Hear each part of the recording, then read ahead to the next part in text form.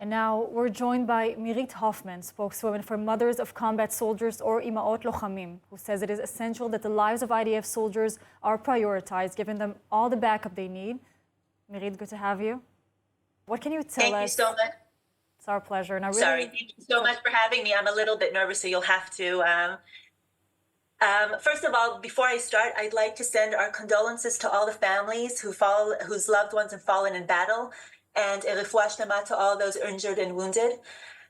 We are the mothers of IDF combat soldiers who are fighting on the front lines, whether it's at the moment up north in Yosh or in the Gaza Strip.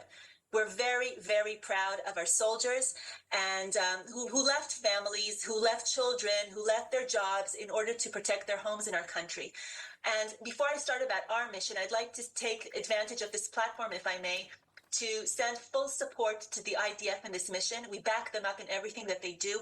Unfortunately, the press does not give them enough credit, and we want to salute them here to the brave soldiers and state our enormous gratitude and our thanks. We're very, very proud of their accomplishments, and we appreciate all their hard work. It's due to them that we're able to sit here in the studio and actually talk to you. So, and also very important that we state that we also fully support the government in its decision to go to war and not to stop until Hamas is eradicated. Now, regarding our goal, our message is very simple. Our soldiers' lives have to be first and foremost and prioritized over those of the enemy. And we want to make sure the government does everything it can when prosecuting this war in order to do that. We understand war is dangerous and our sons are risking their lives every day on the front lines, and we accept that. But what we will not accept is to put them in even more harm's way for other reasons, such as protecting the lives of the people living in Gaza. That's not what the soldiers are there for. That's Hamas's job. Hamas is using them as human shields, and we shouldn't be the ones having to deal with that. Mirit, what does a day in your life really at the organization look like? I mean, what do you do in your everyday? And I know you've been vocal about the U.S. administration really limiting your activities, limiting the soldiers' activities. How do you deal with that in the everyday life? Okay, so we're trying to get this out through various channels. We have government relations. We're lobbying and advocating our position in the Knesset. We meet with the Israeli Knesset MPs, with the decision makers in the government to ensure that our voices are heard loud and clear, our concerns and requests, and that they should be taken in consideration and implemented.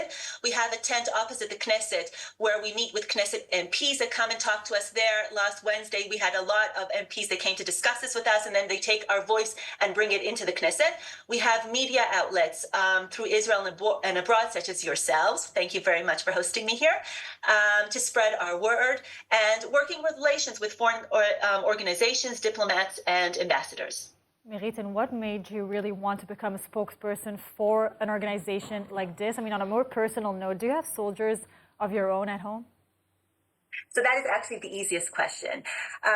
In my life, I'm a lawyer. I'm actually an elder law lawyer. My son is a paratrooper in St. Hoffman. He's been called from Mirit since October 7th, and he has been in Gaza for the last 3 weeks. I've spoken to him once during those last 3 weeks. And he, like all the other soldiers, are fighting really hard on the battlefield. And I found that the least I can do is fight from here to make sure that he and all the combat soldiers get all the backup and all the optimal conditions in order to win this war.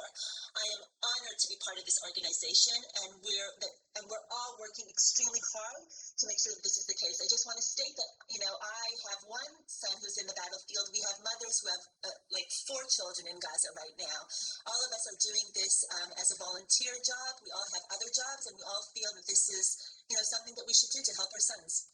Great, and we're definitely joining your prayers that your son will come back home really fast and safely. Thank you so much for joining us today, and keep on the great work. Thank you so much for having me.